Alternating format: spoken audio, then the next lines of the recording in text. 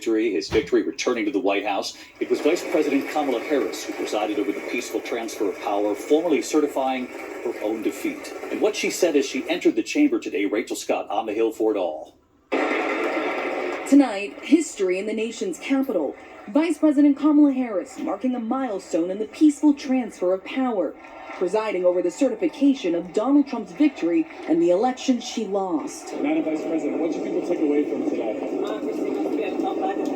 Before a joint session of Congress with Vice President-elect J.D. Vance looking on, Harris formally declaring Trump the winner. The votes for President of the United States are as follows. Donald J. Trump of the state of Florida has received 312 votes.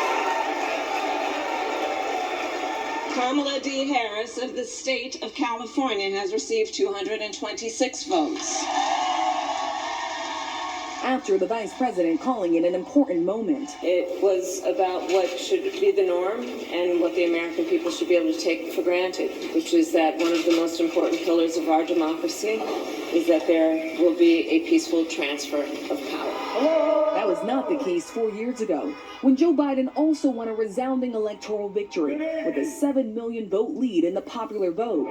But Trump told his supporters to march to the Capitol to disrupt the certification of the election. We're going to walk down and I'll be there with you because you'll never take back our country with weakness. Trump supporters storming the building, chanting, "Hang Mike Pence." Today, Pence saying, "I welcome the return of order and civility to these historic proceedings, it being particularly admirable that Vice President Kamala Harris would preside over the certification of a presidential election that she lost." Nearly 1,600 people have been charged for their actions on January 6, 600 of them for assaulting or resisting law enforcement. 140 officers were injured.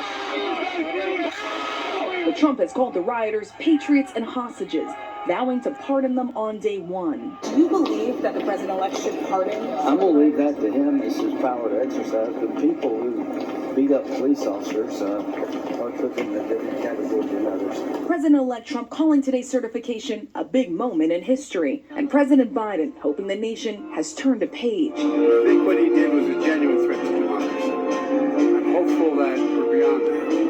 The Biden administration intent on showing the world the peaceful transfer of power. Weeks ago, President Biden invited President-elect Donald Trump to the White House for a traditional meeting. And today, Vice President Kamala Harris certifying the election she lost, making it clear this is what democracy stands for. David. Rachel Scott live up on the Hill. Rachel, thank you. Now to New Orleans tonight and that deadly truck attack. And this evening, just moments ago, ABC News now obtaining never-before-seen images of what authorities say were the explosive devices hidden in coolers by the suspect. Surveillance video showing the suspect placing the coolers near Bourbon Street and what those images now show.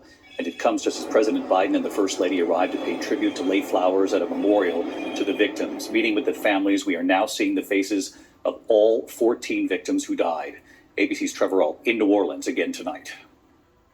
Tonight, ABC News has obtained never-before-seen images of the homemade explosive devices authorities say Shamsuddin Jabbar brought to Bourbon Street the night of the New Year's terror attack. Surveillance video shows the suspect planting a pair of coolers there on the street early that morning. Authorities say inside they discovered a steel galvanized pipe with 2 end caps surrounded by 24 rolls of nails along with a radio-controlled receiver. They also say they found jars of flammable liquid inside the truck the suspect used to barrel into those Bourbon Street crowds, killing 14 people and injuring dozens more. There was a transmitter that was recovered inside of Jabbar's vehicle and would have worked, but for New Orleans PD putting him down before he could get access to that transmitter and set off the devices. The FBI reveals Jabbar traveled to New Orleans twice in the past year, possibly surveilling the location, filming the French Quarter with smart glasses equipped with a camera while riding a bike. Agents believe Jabbar wore those glasses during his rampage, but there's no indication they were recording at the time. Authorities are also combing through his trips to Egypt, Canada, and Florida, still working to pin down how he became radicalized. Sources tell ABC News Jabbar recorded several videos before the attack, saying he joined ISIS earlier this year, and that he also wanted to harm his family, telling them, "I don't want you to think I spared you willingly."